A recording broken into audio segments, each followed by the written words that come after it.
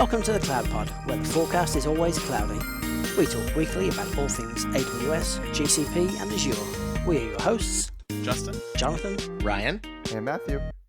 Episode 349, recorded from March 31st, 2026. Gmail finally lets you ditch xXDragonSlayer2004Xx as your username. Good evening, Jonathan. How are you doing? I'm good, Justin. How are you?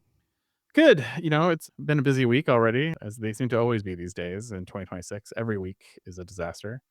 Yeah, and it's such a disaster that Ryan and Matt were unable to join us tonight. But I did go find a guest for us this week, and so I wanted to have a chance to introduce David Garaway. Dave, how are you doing? Doing well, thank you. How are you? Great. Good. You want to tell the listeners a little bit about yourself real quick? But we have you on for a very particular reason this week. Yeah, so Dave Garaway, about 25 plus years in technology. I was actually a mechanic before I was in technology. Kind of interesting story there, but we won't get into it. Been building data centers, got into the cloud, everything else. Worked for the customer side, worked with the system integrator side, and have been really focused on building AI data centers and the large megawatt data centers that everyone's talking about today. Awesome. Thanks for having me. Yeah, we're happy to have you here, and you have a lot of good, valuable input since you were feet on the ground at GTC, which we're excited to talk about here in a couple minutes. But let's run through a couple follow-up items that you might have heard from a prior episode. First up, Anthropic has won their preliminary injunction blocking the Department of War's blacklisting, ruling the designation was a First Amendment retaliation rather than a legitimate national security action. The court found officials lacked authority to blacklist Anthropic without considering less restrictive alternatives or providing evidence of an urgent security risk. The designation was triggered by Anthropic's hostile manner through the press. The practical business impact was already substantial before the ruling, with 3 trade deals canceled and other potential partners delaying negotiations, representing potentially billions in lost contracts over 5 years. I don't know. I've been working with Anthropic on a commercial deal on something, and getting their sales team to give you any time to do anything is impossible. So I'm not sure it hurt them so much, but definitely was not a great situation for them to declare a U.S. entity supply chain risk like that. So I'm not surprised this ended up this way in court. I do suspect this is not the end of it, though. I will continue to see it go right up to the Supreme Court. Yeah, very likely. I mean, I guess they can still not choose to not do business with Anthropic, but avoiding this label is probably a good thing. I'm guessing Anthropic are just super busy with all the people coming to them for deals right now, because it seems to be that Anthropic are getting all the business customers and OpenAI getting the personal customers. Yeah. OpenAI is definitely seems to be feeling like they're losing out on too much enterprise business. So they've been pivoting and focusing on some of their things. We're not going to talk about it too much, but they did kill Soro, which was their AI generated video social media network to compete with like TikTok or YouTube this last week. And they've been heavily focused on trying to get more focus on enterprise deals, I think, basically on the Anthropic threat. Yeah, I think, well, talk about it for just another 30 seconds. I think Anthropic were very smart in going after businesses from the beginning instead of personal customers, because if you think about the type of data they've got access to right now for training, it's all stuff it's either public domain or it's books or it's journals and things which are easy to get, but what they don't have is proprietary information from businesses. And I would imagine that they're going to want to try to train domain-specific models by partnering with companies in certain sectors. And they may give them a head start on some very specific AI use cases that OpenAI will miss out on. Yeah. So good for them. Time will tell. I'm Team Claude for sure. Yeah, definitely. Well, this one might be interesting to Dave a little bit too, because I don't know if you've followed some of the drama, but basically 2 weeks ago, Delve, someone wrote a Substack post basically claiming that Delve faked evidence, used their own accredited auditors that were shell companies out of India, and basically fabricated a whole bunch of things and stole software from an open source community that was also a Y Combinator company called SimSpace, I believe. And so they initially had a 5-point article we talked about last week where they tried to basically say, no, we didn't. And so that, of course, wasn't good enough. And so now they've come back and have responded to the allegations, basically denying claims of fake evidence, clarifying that independent AICPA accredited auditors, not Delve, issue SOC 2 reports on ISO 27001 certifications. And the company published a formal rebuttal and is now rolling out operational changes to address customer concerns.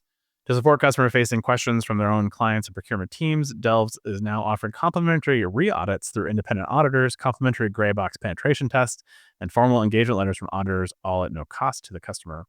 On the transparency side, Delve is moving auditor communications directly into customer Slack channels or shared email threads, so customers have full visibility into the audit process rather than relying on Delve as the intermediary.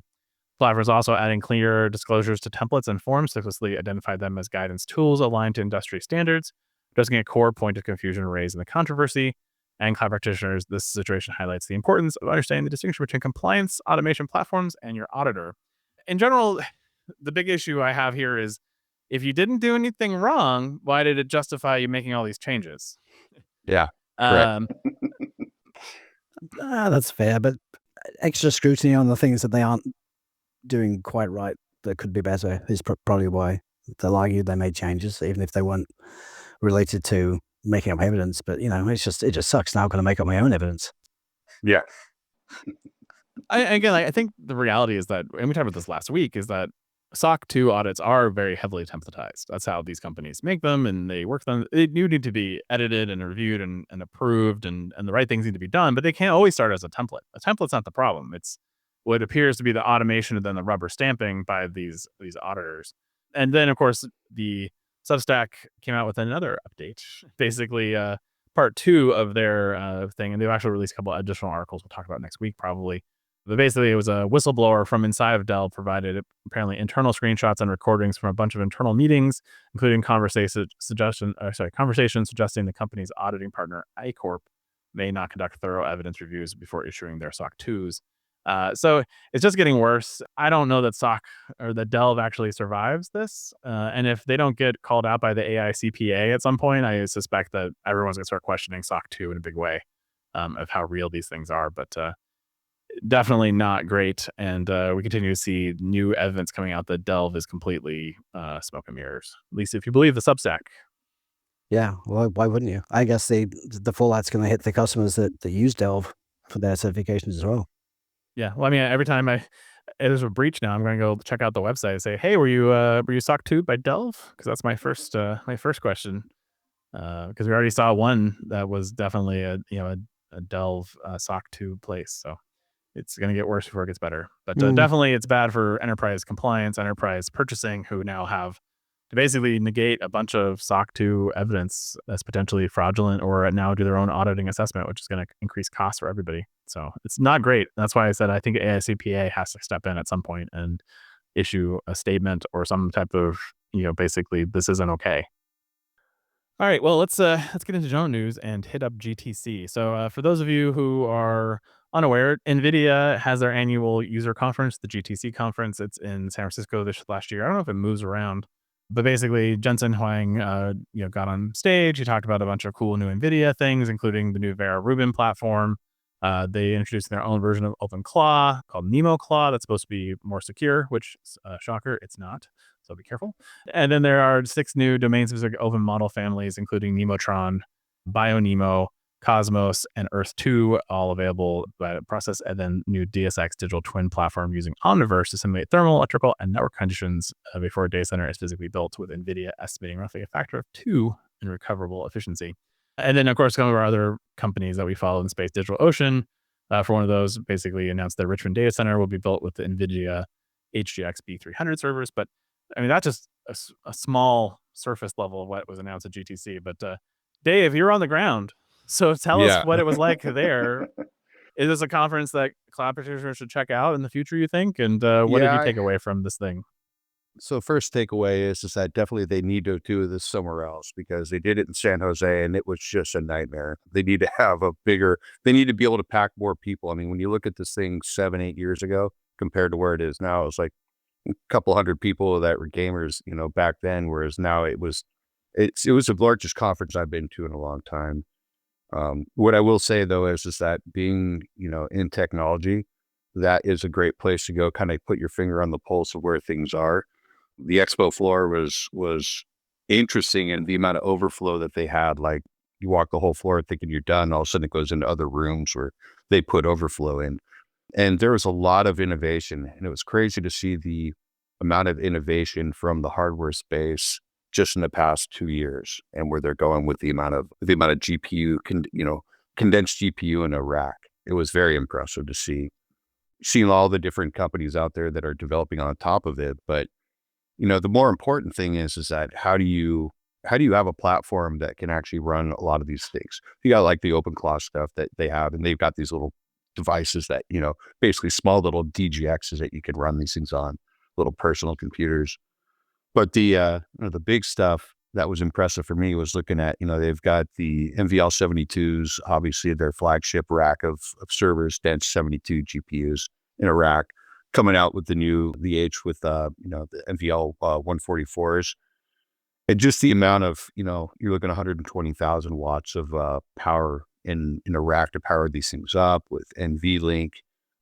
It was just pretty impressive to see kind of how far they've come along in the past couple of years to run these things. That was quite impressive to see. So and one of the things, the dense and the liquid cooling. So I went down this journey of, okay, we got to build a, say, 20 megawatt data center. What's that going to require to power these things up? And with that, you can run anywhere like 80 to 100 racks of MVL 72s in a 20 megawatt facility. But how do you cool that, right? So anyways, I went down that whole journey of back into data centers at scale, right? And how do you do all this thing? And it's pretty crazy to see all the CDU type manufacturers out there for cooling, your power distribution, all that. It was pretty impressive to see. So all in all, I would definitely say that it was worth it, just from the high level of the infrastructure level. They giving you any freebies? I wish. I'll take a NVIDIA GPU. Yeah, then please, I'll take that. Well, Is that a giveaway? Is that a giveaway item I can get? with the one thing I don't like about that is that there's such a big. So I'm building out right now some kind of test, a test GPU right now for RTX 6000s. But the RTXs are really more kind of geared towards, training, inferencing, but also a lot of video, right? You want to get into any of the other, the bigger beat, the Blackwell chips, anything like that. You go from like $8,000-9,000 a card to like $60,000-70,000 a card that has to run into a server platform and everything else. So it would be nice for, the people that want to try to learn on this stuff to have something kind of in the middle, which they just don't have. You're paying for the big boy stuff. And I don't know about you, but my fiance doesn't like having servers running in the garage anymore. Sounds like a jet starting running all the time. Not now, they generate so much heat. Definitely don't like to have them in my garage. Yeah. So. Luckily, I put a 16 kilowatt solar, so I can power those things up now, and it doesn't cost me a fortune. But yeah, the amount of heat that comes out of that garage is a killer. But yeah, it was impressive to see where they've come with all that. And if you ever want to get down deeper into like how they're doing the NVLink and the speeds and feeds they're doing on that, and what really impresses me is the ecosystem, right? If you're going to do large scale training or the inferencing kind of separate, but large scale training, like, the only two real storage vendors out there that we've really worked with a lot is going to be like a Weka and a VAST, because they scale out horizontally on the front end as well as on the back end. So you can get real high speeds and feeds to go ahead and feed these really hungry models. You're looking 72 GPUs in a rack. That thing's going to it's going to crunch through a lot of data. How do you feed that, right? And the storage arrays, and then how do you connect to them? And InfiniBand, Rocky seems to be the way to go. That's what I've used a lot in the past. I feel so detached from all that stuff now. I've been working in the cloud for 10 or more years. It's like, well, hardware actually still exists. It's not just this thing I request for Terraform. Yeah, I've been disconnected from a lot because my whole background is in data centers, building data centers, large ones, building them, running them. But I've been disconnected for about 3 years, just living in the cloud. And that's why going to GTC was really eye-opener to see kind of where things are. And then for me, I kind of look at what's the landscape like, right? You got the neo clouds out there. What I mainly see is I see the neo clouds, and people are really focusing their business and giving all their attention on the people with all the money. So your Fortune 50, Fortune 100 companies. or giving all that to the actual, open AIs and the Anthropics. But there's this, most people, man, there's like 330,000 businesses that are like, 10 million to $1 billion in the country. Where do people go for that, for that? So it was interesting to try to see where in that ecosystem that they're going. And I see a big gap right there, which I think eventually you will start being filled with some other solutions. It's not like normal companies going to want to go spend $100 million a year for a, air-gapped sovereign AI infrastructure. Yeah, and the crazy thing right now with the economics is that I'm not even sure if real money is even changing hands. It's like, well, we'll give you $10 billion worth of this stuff if you give us $10 billion worth of your future profits on whatever you're going to build with that gear. Yeah. So very yeah, I'm going to invest in you as long as you take that money and put it back and invest it in me. Right. A lot of left hand, right hand operations going on in that stuff. But I mean, it's also problematic too, because I mean, we just saw in the last week or so, RAM prices are starting to fall because OpenAI is starting to sound like they're not going to be able to fully commit to their 40% of Micron and 40% of Crucial's memory fab capacity. And so, we've already seen some things like that. So it's questionable. I know at this GTC conference, they were saying $1 trillion in demand is what NVIDIA is saying is out there in the market. And how real is that in reality? Or is there just a lot of hype and a lot of bubble happening? I think to that point, OpenAI, they also pulled out of a data center build. They're going to build in Austin, huge facility out there. They just kind of abandoned. So I think that kind of touches on exactly what I was discussing is that I think if you look at the total demand, it's there, but how do you take it? These people can't afford $100 million worth of this. So it's more like they want these big customers like that. There's very few customers, and the ones that are needing that are already doing that. And then they're also finding that, hey, as we went in there needing 5 racks of NVL72s, but now we start using it, we only need 2, right? We get the scale back. So that's kind of that section in there in the middle, which is the biggest one, which I think if you look at, it's not 5 people that are going to be a couple $1 trillion worth of spend, but it's going to be 300,000 companies if you're able to service them, can fill that kind of that demand. That's where I see that gap at. Do you think they have any real incentive, NVIDIA, I'm speaking about, do they have any real incentive to service the greater demand of all those businesses, or do you think all they care about is the money they make on every unit they sell? I think they're kind of still living in the newness of this and catering to these large companies. Whereas, like I say, that's going to die off. And, as we're starting to see, and as Justin, as you said, is that, you're starting to see the demand start to go down. Again, people are training, they're realizing that they don't need this much. And you're going to start seeing a real big surplus in available GPU. I talked to one guy, he's got a friend that just built a $300 million data center because their team told him they need training. And he said it's idle. They're like, we don't know what to do with it now. We're going to be a neocloud.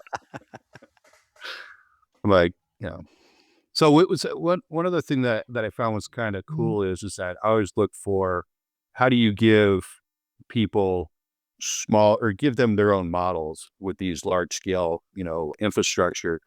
We met with the CTO of vCluster, and I don't know if you're familiar with them, but they basically give you a way to kind of virtualize Kubernetes environments within your Kubernetes environments. So you don't have to manage all the security permissions and also the resources. And working with them, they have a pretty good solution that we're working with them on, where you can actually go ahead and do bare metal install of like a vCluster on these NVL72s, and then basically scale out and carve out different instances based on resources and give those out to people. So now you can have a resource that you give out to a team within Kubernetes. You can run your Slurm, whatever else in there. And then you've got enough GPU to actually run a big model in there and start doing your training. So it gives people the way to now, instead of one big wasted unit, right? I think it's like the old VMware days where it's one big server that's got a job and 90% idle. You'd be able to start using some of these resources. So that's some of the stuff that we're starting to look into. I mean, it's been a little bit since I've been to a data center. Not that I don't have opportunity to go to them, I just choose not to typically. But the kind of power that's now involved in these data centers, and what's really happening. And the two big areas that I know was a big problem was power and cooling. So typically we're now, in my last big data center era, it was all about three-phase power is a big limiting factor. It sounds like most data centers have retrofitted there, but cooling, of course, was the next big thing after three-phase cool. What are these guys doing to cool these big, massive GPUs? Yeah, so on the cooling side, you got liquid cooling, and the liquid cooling you're gonna get, basically you've got these CDUs, or think of them like they're almost like a rack, that it's a big pump that's just going to be doing a closed loop liquid system. And the liquid is it's almost like an ethyl glycol, but it's a glycol derivative in water that's going to be the coolant. And they actually run that. So from this unit, they'll plumb that into the rack. Rack's got all the plumbing that goes alongside, and it goes into each server. And then inside the server, if you look at some of these blades on like these MDL72s, they actually have liquid going all the way to the actual chips. Each blade's going to have 2 GPUs and 1 CPU. So they're literally running the liquid all the way to there.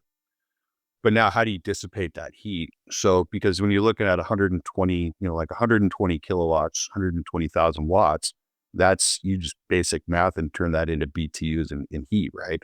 To dissipate all that we did this exercise for 20 megawatts of traditional chilled water cooling that we had in data centers, like, 5-10 years ago.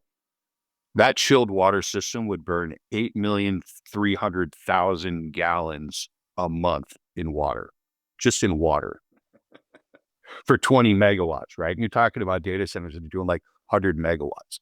So obviously that's not sustainable. So what they're doing in the ones we're looking at they got dry coolers. Think of them as radiators that just stick on the roof. And as long as you have ambient air and enough fans to run over them, just like a car, you can cool the temperatures. But that poses a challenge in itself that you're looking at. So for 20 megawatts, you're looking at about 12,000 square feet of roof space, which, okay, 12,000 square feet. But when it's full with all the liquid, 200,000 pounds. So now you got a roof with 200,000 pounds sitting on the top of it, right? Just in the cooling part of it.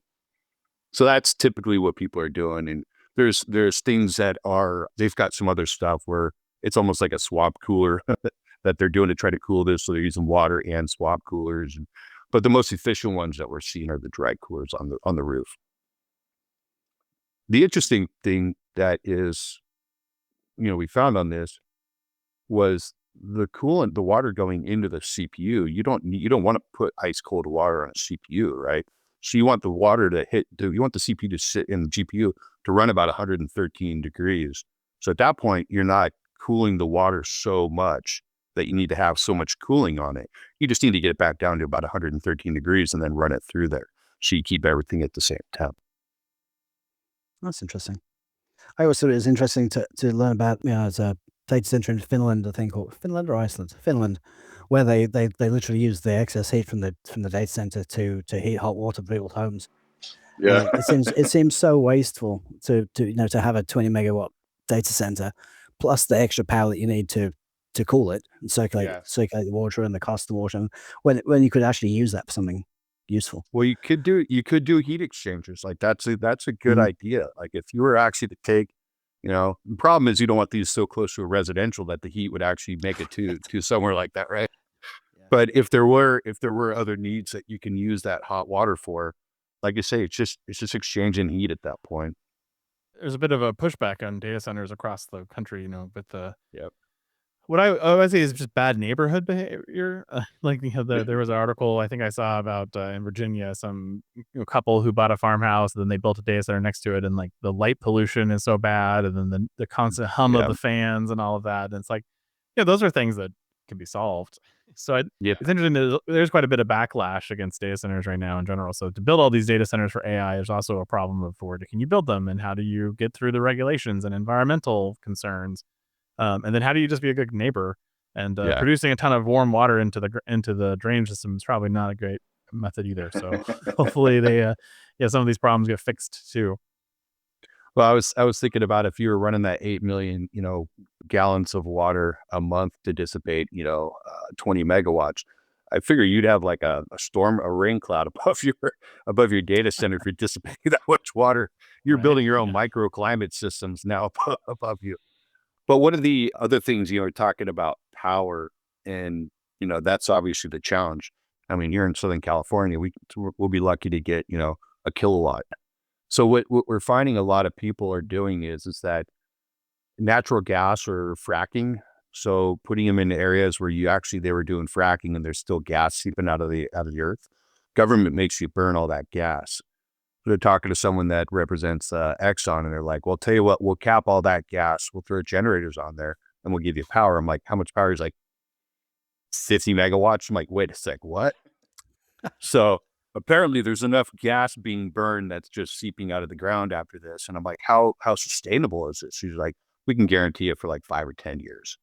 So they're getting creative now and trying to find different ways to do it. So a lot of I'll say the outskirts, the areas like even like Southeast Alaska and places up there, you know, they're just tapping into those those natural gas type of resources that would usually just get wasted. They're just tapping into them. That's one way that they're kind of overcoming this. Well, very interesting, very, rapidly changing part of our world and technology. And we're curious to see how things continue to evolve. And, the never ending question of, are we in a bubble or not? We'll see. But, definitely a lot of exciting things happening. We're seeing it more on the consumption side, where you use inference for things like coding and different use cases. So the infrastructure side is just as interesting and exciting. It's sort of forgotten by some cloud people at this point. So Yeah. definitely curious to have you back and talk about this again in the future. Yeah. One last point on the good neighbor is talk about a bubble. They are talking about a bubble, the people I've been talking to. But one of the neoclouds I was talking about, they're like, when we get to a point where we don't have the need, we're going to start powering up the neighborhoods for free. So we're just going to start giving out power for free. So hopefully the good neighbor that will extend out there. That definitely makes some people happy. Well, based on Dave's goatees and the gray and mine and Jonathan's, we all probably were around when Gmail launched. And like, at least for me anyways, I was, a teenager or slightly past teenager and 20 something or other. And, those are the days when we, did really dumb usernames, like DragonSlayer2004Xx. And so, basically in honor of it turning 22 years old, Google has finally taken the occasion to allow for US-based users to change their Gmail username without creating an entirely new account. I mean, I'm sure I have legacy accounts scattered across the Google legacy that I made, and then I like, I need to be professional. I need to Justin type email address somewhere. And so I'm sure I would love this capability, but now apparently you can change your username once every 12 months per account. They've not explained how this will work as, for spam mitigation measures or preventive uses, but this will be allowed to you and rolling out gradually in the US. So you'll be able to get rid of your DragonSlayer2004Xx and now become just boring Jonathan. Well, I mean, good luck finding a name that's not 20 characters long at this point. Yeah, exactly. There's that too. There's that side of it too. It's like all the people remember when Hey was coming out and it was like, oh, get a Hey email account right away. It's the next thing. And then it didn't really happen. But we all remember doing that, from Hotmail to Google to, Prodigy. Like there was all kinds of different ones. And AOL, early AOL usernames were popular back in the day. Oh yeah, Earthlink. Well, that's one I haven't heard in a long time. That's a SoCal one, isn't it? Earthlink. Yeah. Yeah. Yeah. They're right here, but where I'm at. They still exist. I just went to their website. I didn't know. Crazy. Yeah. DSL and fiber though. So yeah, not quite the same as what I remember back in the day. Well, thank God for that. Another big news this week has been supply chain attacks. Bad week for supply chain attacks. We talked a little bit last week about the first one, but now Team PCP announced on March 19th that they compromised Trivy. Trivy is a widely used open source vulnerability scanner from Aqua Security, injecting credential stealing malware into 75 GitHub action tags, Docker images, and CI/CD pipelines, turning the security tool itself into the attack vector. The malware collected SSH keys, cloud credentials, Kubernetes secrets, and environmental files from infected systems. The attackers then using those stolen credentials to pivot into Light LLM, which is the other one that got attacked, a Python framework for AI model API management, pushing 2 malicious versions of PyPy that executed automatically on Python process startup. Basically, there's also led to Axios JavaScript library also getting compromised this week, which is a library on NPM pushing malicious versions that included a remote access Trojan targeting Windows, macOS, and Linux users. Axios receives over 100 million weekly downloads, making the potential exposure substantial. The attack window was approximately 3 hours before being detected and stopped. The security firm Akedo advises anyone who downloaded Axios during that period to treat their system as compromised. So, supply chain attacks made famous by SolarWinds and Log4j, now getting worse.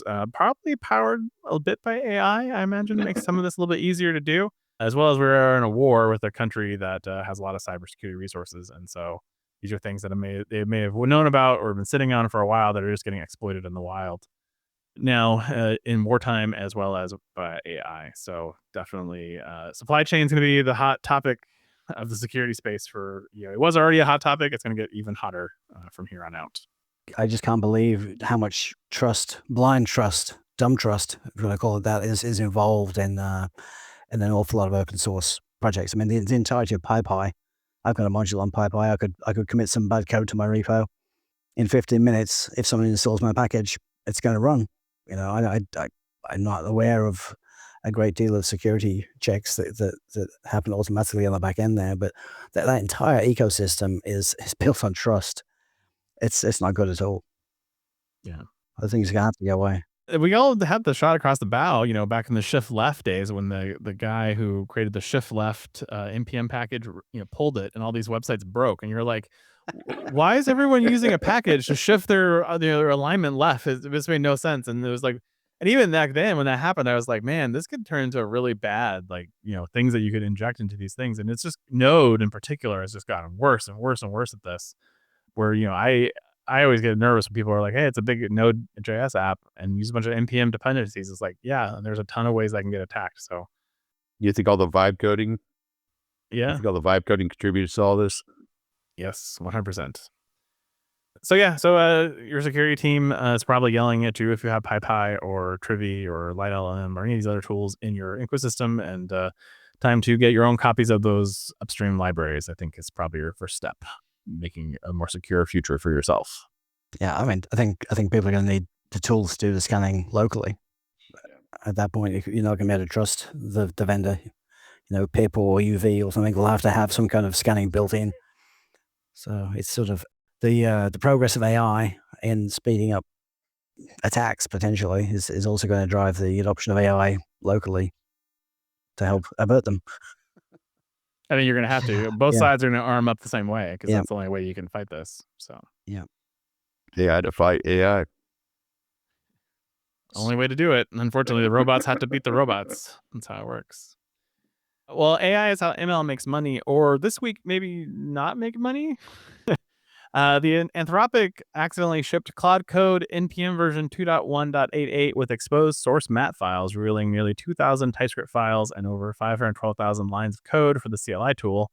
Anthropic confirmed it was a packaging error caused by human error, not a security breach, and stated no customer data or credentials were exposed. The leak code has already been archived, posted to public GitHub repo, and forked tens of thousands of times, including a rewrite in Python and a very active Rust rewrite happening as we speak. This gives competitors and developers a detailed look at how Anthropic built its tooling, and then this will now live on as probably open Claude or Claude code, CLAWD, Claude code out there for you to take advantage of it, which might be nice too, because you'll be able to use it with your own models. If you've ever experimented with like Olama and using your Claude code, you can see there's a tremendous amount of power and availability, and now you can see how these things are done. I suspect OpenAI and others will also incorporate some of the features. And even OpenAI rolled out a plugin for Claude Code before this happened, where they were using Cortex inside of Claude Code to basically check Anthropic's work for you if you wanted to. So there's already some dirty things happening, and now they have the source code, so they can do all kinds of cool new things. So look forward to seeing how this evolves here shortly over the next couple of weeks. But nothing they can do once that code is out. It is out in the world. Yeah, it's the fastest growing GitHub repo in terms of stars ever was the clone of that repo. 100,000 stars in 24 hours, which is quite impressive. I think it may have been taken down by now. I think there's a DMCA takedown. I mean, but it's going to live forever on the internet. Oh, for sure. Yeah. But I mean, I guess the question is, did you really need the unobfuscated source code anyway? No. You've got AI tools. You can literally point Claude at it and say, hey, how does this work? I know because I did it. A year ago. Yeah. The repo is still up, actually. Oh, it is. Okay. Yeah. Again, I don't know. It's open source code where they put into the repo, and then you put, there's no takebacks in the internet, I guess. I don't know. Takebacksies are not going to happen. That'd be a good show title. All right. Well, unfortunately, I mean, it sounds like they're taking it in stride. The public side of Anthropic has seemed to be okay. Maybe people internally are not so happy. Definitely, you have to know what you're doing with the AI. You can't just trust it blindly. And so, yeah, including map files, and to have it happen to them, of all people, is Yeah. kind of a little bit of a nice chef's kiss to this whole story. It's like, yeah, it was going to happen to somebody eventually. It just happened to happen to the company who made it possible. Yeah. The irony is, of course, that they've already admitted that Claude is writing an enormous amount of their code for them. And I know I can't remember the man's name who started the project internally. But if they're already using AI to generate the code, the law stands that it's not copyrightable anyway. It wasn't generated by a person. So they don't have leg to stand on. Mm-hmm. Yeah, the copyright implications are still a bit untested, but potentially, yes, you're right. Not copyrightable, not trademarkable. So we'll see. All right, moving on to AWS. Amazon is still on a bend to apparently make the console modern in 2026, as they're introducing more user experience customizations. Earlier, they allowed you the ability to basically color it, so you can now color code your console, so if you're in production. Like I made my production red, and my dev blue, so I knew if I'm in the red account, then I'm not in the right place. It's not very well implemented though, I'll tell you, because I was excited about this feature, then I turned it on and I was like, oh, that's it? That's the blue? Like it's not very noticeable. Anticlimactic. Yeah, but the nice thing now with these new enhancements are now giving you the ability to now turn off regions, which is a huge advantage to you. And then also ability to now push these out via CloudFormation, which now means you can also do it through Terraform. So you now set these colors in a more programmatic way, and they're available to you. And I really just want to talk about it because I finally turned it on and I was not impressed. But I appreciate the effort, but there's still a lot of work to do in the console to make it better and more distinguishable between different services. I used Chrome profiles because the pre the Amazon console actually letting you log into multiple accounts. Mm-hmm. I kind of got in the habit of doing that, and I never switched back. Yeah, there are some cool rules they put into this now, though. You can not only can you turn the regions on and off via CloudFormation or Terraform, but you also the rules. So if your accounts names, if you have a standard accounting name structure, like all of our prod accounts have -prod and all of our dev accounts have -dev, you can now set up rules for the colors so that you don't have to specify it per account. So there was definitely some quality of life enhancements in this announcement too, but definitely needs some work. Yeah, nice. AWS Lambda is now going to support up to 32 gigs of memory and 16 vCPUs, tripling the previous limit of 10 gigabytes and roughly 6 vCPUs, which opens the door for workloads like media transcoding, large-scale data processing, and scientific simulations to run serverlessly. And if I were to be making a reinvent prediction, I would say GPUs soon enough. A notable addition here is a configurable memory to vCPU ratio of 2:1, 4:1, and 8:1, giving developers actual control over resource balance rather than the fixed proportional scaling that standard Lambda always used. And Lambda managed instances run functions on managed EC2 instances with built-in routing, load balancing, and auto scaling, so customers get specialized compute configurations with including latest generation processors and high bandwidth networking. Pricing is not fully out for the Lambda managed instances, but we'll keep an eye on that as it continues to roll out soon. Lambda's already pretty cheap to begin with, though. I wonder quite how much they could charge for managing the control plane, and you still paying for the compute. Not a lot, I would think. Maybe they charge per host or per a small fixed fee per invocation or something. It's gonna be interesting. I mean, how do you segment the GPU enough? That's what I was starting to think about. Like you can do, there's lots of container use cases where you can share GPUs across containers, but then like you think about the segmentation they do in Firecracker and some of the other things to really do segmentation at the level into the GPU would be interesting, or is it going to potentially have a different additional security vulnerability angles that I haven't thought of yet? I think Dave mentioned something about that earlier. There's a VLLM and some other technology which lets you partition the hardware basically into 8 or 16 virtual GPUs that you can control the size of. Yeah, NVIDIA's got the MIG. I don't think Firecracker though supports that yet. So that's the key thing is when does that end up in Firecracker? Yeah. because that's the way that they're doing it right now at Kubernetes and NVIDIA's MIG. You can go ahead and slice that thing up. And problem is you give up one of the slices just to the MIG itself. So it makes it kind of inefficient at that point, but at least it gives you that segmentation that you need. I mean, it's just like being early days of VMware and hypervisors, Correct. right? Everyone, you were taking that 20% hit in CPU. Yep. And then, over time, people figure out how to optimize that and make it into smaller and smaller compute units. And then, now we have hard dedicated ASIC chips that do it. So I assume the same thing will happen with GPUs over time as well. AWS is launching 2 generally available frontier agents, a security agent for autonomous penetration testing and AWS DevOps agent for incident resolution and SRE tasks. These differ from typical AI assistants in that they operate independently for hours or days without constant human direction to complete complex multi-step workflows. AWS security agent ingests source code, architecture diagrams, and documentation to identify attack chains that traditional scanners miss, compressing penetration testing times by over 90% according to early customers. This shifts pen testing from a periodic cost-constrained activity to an on-demand capability available 24/7 across an entire application portfolio. AWS DevOps agent integrates with a broad set of existing tools, including CloudWatch, Datadog, Dynatrace, Splunk, GitHub, and Azure DevOps, making it usable across multi-cloud and on-premise environments. Preview customers report to up to 75% lower MTTR and 94% root cause accuracy, with WGU saying they cut one incident resolution from 2 hours to 28 minutes using the DevOps agent. The DevOps agent can work alongside tools like Hero and Claude Code to not only identify root causes, but generate validated fixes that feed back into CI/CD pipelines, moving the capabilities beyond investigation into actual remediations. Let me just scratch DevOps off my list of potential jobs. DevSecOps, DevOps, scratch them off. Ironically, in Claude Code, you can, I turned on starting to collect data through Grafana on my usage of Claude Code, and I was looking at my tool usage, and the amount of bash that my Claude agent uses is a lot. So I'm not so sure that DevOps is quite as dead as you guys all say it is. I'm like, that's a lot of bash scripting, which is my specialty. So a lot of K-shell, some good bash scripting. It's like there's not a lot of tools that are not bash in this list. There are a few, but it's kind of funny. Does Claude have like an MQQT that you can pull those stats out of and put them in Grafana?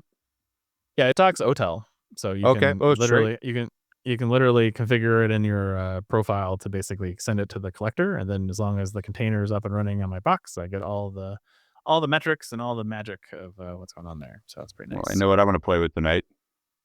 Yeah, it's literally I told Claude, like, hey, I'd like to use your OTel connector to connect to Grafana on a local container, and it set it all up for me. Yeah. And then I've literally, once I had data, I said, okay, now you see some of my data, let's create some cool dashboards, and it creates different dashboards and things like that for me. So it's all kinds of cool things. Something else for me to do at 2 a.m. Yep. But it's kind of cool because you see also how inefficient you are at using AI. Yeah.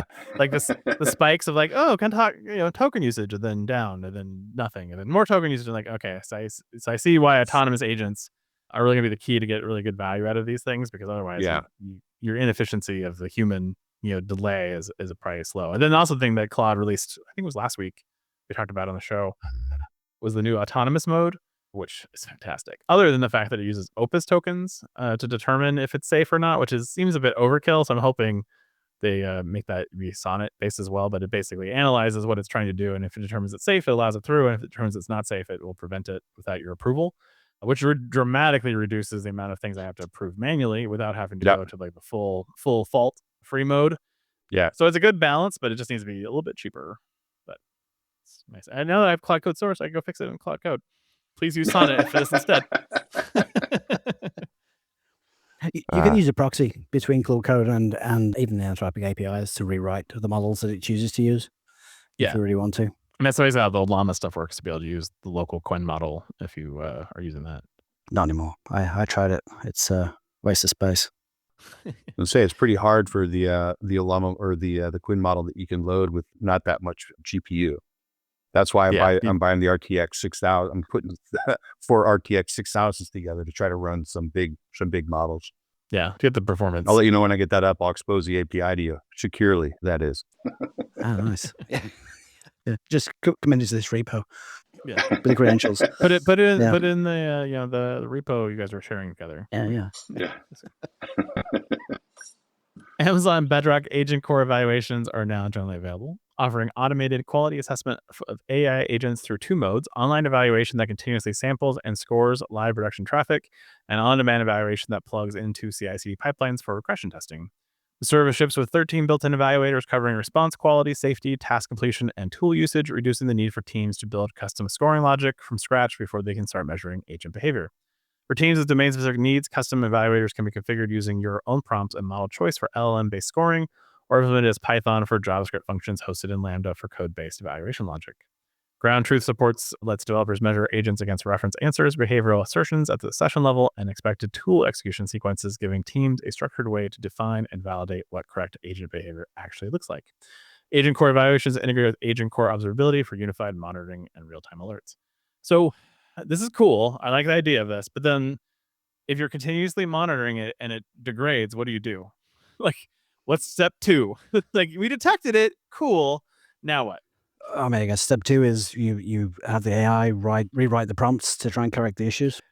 But I mean, if I guess what's happening, like if the underlying model is starting to change, and which is one of the big things people complain about with Anthropic, actually, in the Reddits, if you read them, is that they go, it was doing this yesterday just fine, but now today it's not, and they're they blame it on all kinds of things, like not enough GPU capacity or dumbing down of it.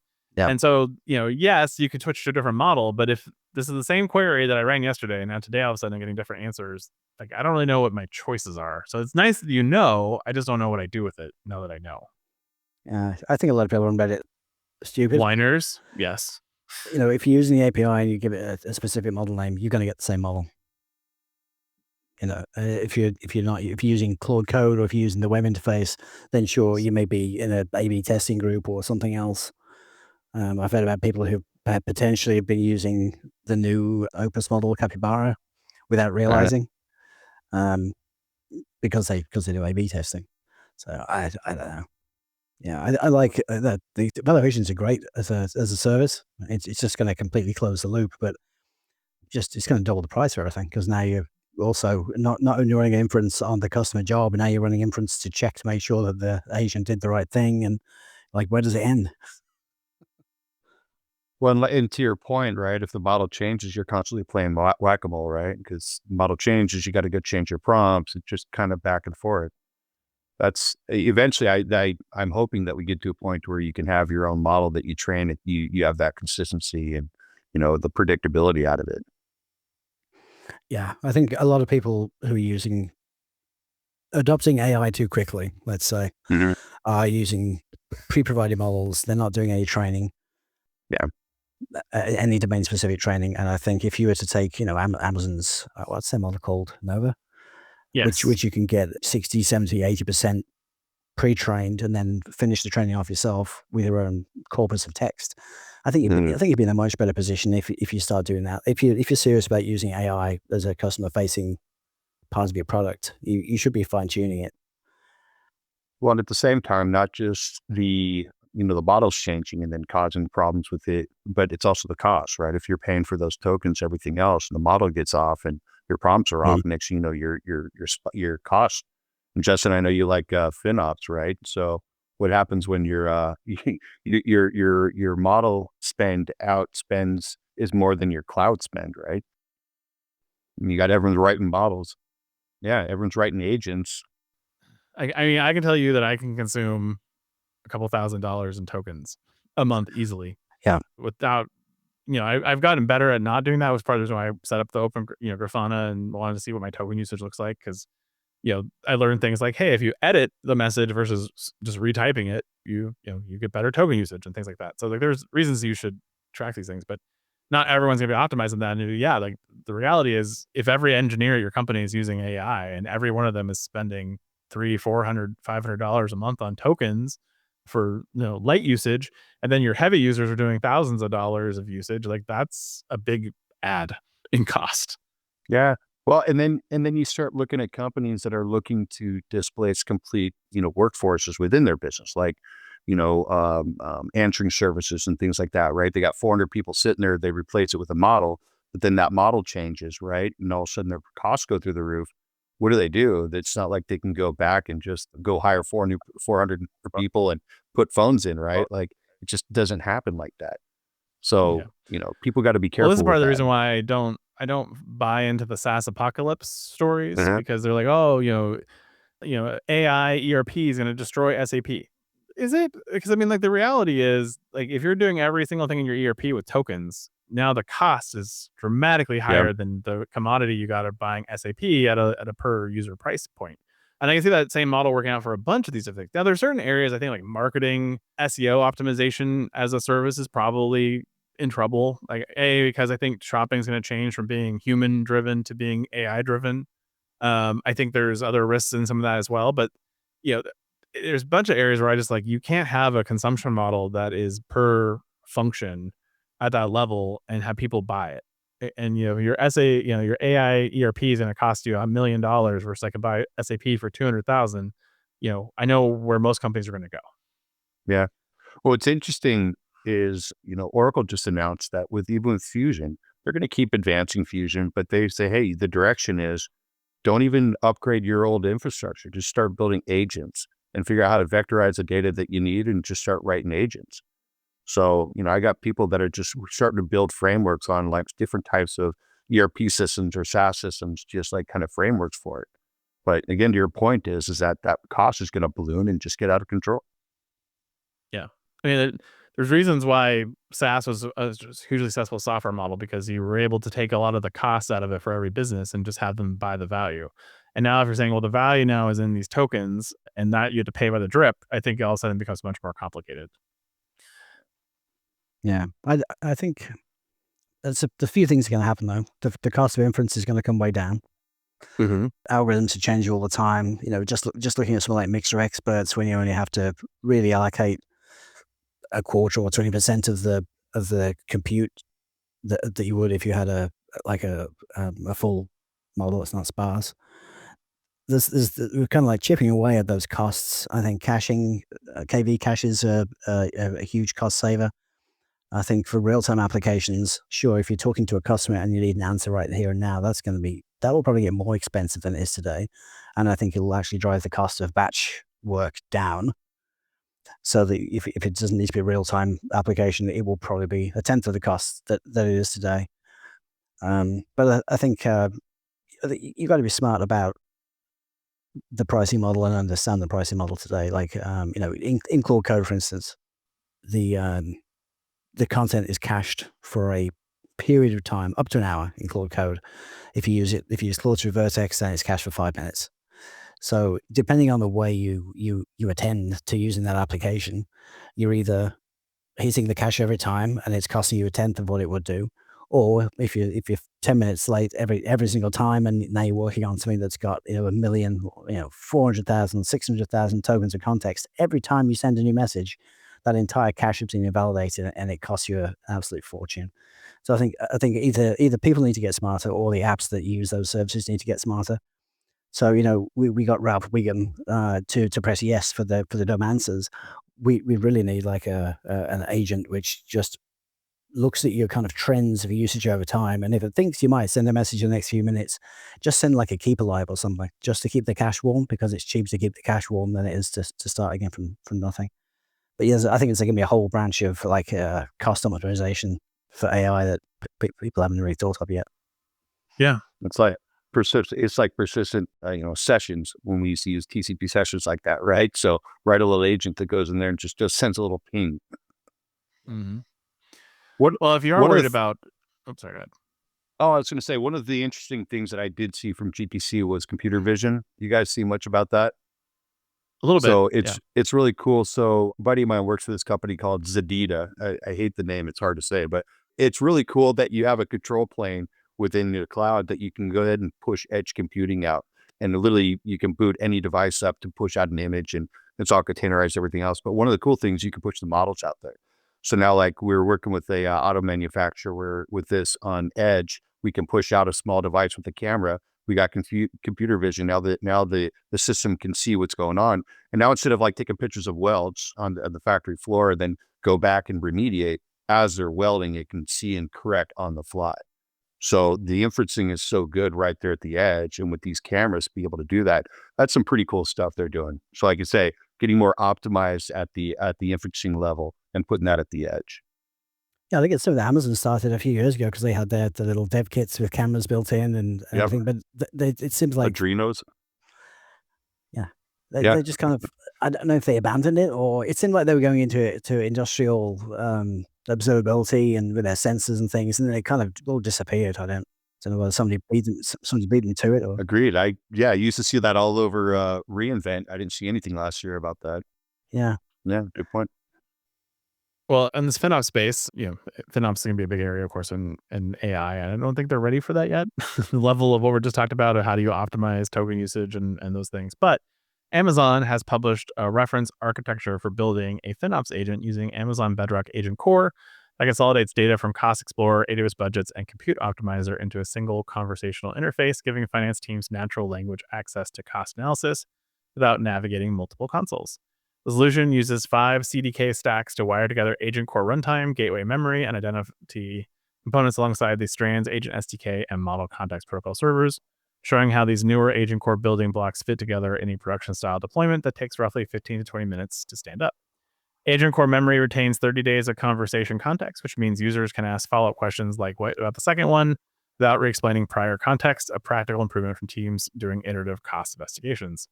Architecture transforms open source AWS Labs MCP servers from STDIO transport to streamable HTTP, builds them on ARM 64 Graviton container images, and hosts them on Agent Core runtime with JWT authorization, which is a useful pattern for teams looking to adapt existing MCP tooling for hosted agent environments. Sounds impressive. Yeah. Can't wait to kick the tires on that one. Yeah, I want to check it out, but I'm like, I always hate when they do a reference architecture. Like, just give this to me as a service. Like, Yeah. I'll pay for it as a service. Now it's like bring your own batteries for this one, but it's a good reference architecture. And I was sharing it with my FinOps person at the day job, and he was like, "I'm gonna check this out I could probably build this on GCP," and I'm like, "You probably 100% could." Yeah. That is the one side of beauty of these, is that you can use them in pretty much any cloud as long as they have the same basic building blocks. AWS published a reference architecture for automating compliance evidence collection using Amazon Bedrock with a Nova 2 Lite model and a browser extension for Chrome and Firefox. I've heard this before somewhere. The solution replaces manual screenshot workflows by executing predefined JSON workflows that navigate web applications, capture timestamp screenshots, and store organized evidence in S3. The AI layer operates in 3 modes: chat for ad hoc compliance questions, designer mode for generating workflow JSON for uploaded compliance documents, and report generation mode that produces an HTML report delivered via SES after workflow completion. Authentication uses Cognito, boo, and least privileged credentials to be browser extension, meaning the extension only gets access to Bedrock, S3, and SES. The entire infrastructure deploys via a single cloud formation template that creates the Cognito user pool, identity pool, S3 bucket, IAM roles, and Lambda function in minutes. And it'll cost you whatever Bedrock costs you, basically. I like the idea of the automated collection, but screenshots, man. Why are we using screenshots in 2026? It's the most. Because compliance people like proof that's timestamped with a screenshot. Well, we need a better way of doing that, because screenshots are super easy to fake, especially with AI. Yeah. Is this their push into like secure web browser at this point? Because I mean, they're starting here, and at that point, they'd start building more security functions on it, right? It sounds like that's where they might be headed with this. I mean, possibly. I don't think Amazon even knows what they're doing with it yet. That's the kind of the reality. All right, let's move to GCP. We talked a little bit at the top of the show about memory pricing crashing, and the reason why memory pricing is crashing is twofold. One, OpenAI, as we mentioned earlier, has sort of started to back away from their 40% of all capacity commitments to both Crucial and Micron, which, of course, that wasn't really the reason why the market reacted the way they did. The ways the market reacted was due to this. TurboQuant. Google Research has published TurboQuant, a vector quantization algorithm that compresses LLM key value cache data to as low as 3 bits without requiring model retraining or fine-tuning, while maintaining accuracy on standard benchmarks like Longbench and Needle and Haystack using Gemma and Mistral models. The core technical approach combines 2 sub-algorithms, Polar Quant, which converts vectors to polar coordinates to eliminate normalization overhead, and QGL, or Quantized Johnson-Lindenstrass, which uses a single sign bit per value to achieve 0 memory overhead error correction. Performance results show 4-bit TurboQuant achieves up to 8x speed up in computing attention logits compared to 32-bit unquantized keys on H100 GPUs, and reduces key value memory footprint at least 6x, which is relevant for teams running inference at scale. For vector search use cases, TurboQuant outperforms existing models like PQ and RabbitQ, on recall ratios without requiring dataset-specific tuning or large codebooks, making it a practical option for semantic search systems operating over billions of vectors. Google knows this research applies directly to Gemini's key value cache bottlenecks and large-scale research. And if you read through this, which is very dry, I tried to go through all of it. Basically, the gist is you don't need as much memory to hold your models in memory, which means you don't need as much memory, which could cause problems for the memory. And that's why the market has reacted in a $100 drop in memory in the last week or two. What's funny about the whole technology is that the video game industry's been using exactly the same algorithms for 25 years. Right. And this is just a new application of the same technology. It's kind of funny. Hey guys, we got a new paper out. Yeah, it's just another one of these little things that's going to chip away at the cost and chip away at performance and everything else. I think we're just slowly kind of ratcheting in a certain direction until somebody comes along with a completely new inference chip that runs on 5 watts and doesn't cost a fortune. Yeah, I mean, I think anything to bring costs down of these things is going to be huge, and to get so I can build that workstation at my house with my own GPU. This is a big part of the cost, unfortunately. So bringing that cost down would be fantastic. So jump on it now while the costs are down before someone says, no, this doesn't work, and it won't work. But again, it's research now. It'll be reality in probably a year or two. And so that's a big deal. Our final Google story, they published an open source AI playbook for sustainability reporting, documenting how they use Gemini to cross-reference environmental claims against internal policies and Notebook LM to turn their static environmental reports into queryable knowledge bases. The playbook includes specific prompts and lessons learned, making it a practical resource for teams building similar workflows. I mean, I love the irony of let's use AI to calculate our sustainable infrastructure burn. Makes a lot of sense. Well done, Google. Didn't think of that one through, did you? We saved a tree and then we burned it to make it Notebook LM. I mean, I appreciate the effort, but yeah, maybe a bit missed, a bit tone deaf. We'll call that one tone deaf. And we have one Azure story, bless you, because Matt's not here to tell us that they're important. So we killed them with impunity. Azure has launched a public preview of an AI agent designed to help engineers troubleshoot Kubernetes networking. Yes. Through a lightweight web-based interface addressing the common problem of logs and metrics being scattered across multiple tools. The core value here is reducing manual correlation work during incidents where engineers typically have to jump between kubectl, Azure Monitor, and other diagnostic tools to piece together what went wrong in a cluster network. This fits into Microsoft's broader push to embed AI assistance directly into operational workflows rather than requiring engineers to leave their environment and consult separate documentation or support channels, or call Jonathan. Target users are platform and DevOps engineers running containerized workloads on Azure Kubernetes service who deal with networking incidents and want faster root cause analysis. Available to in public preview, no pricing yet. Assume anything that makes your Kubernetes networking world better is priceless.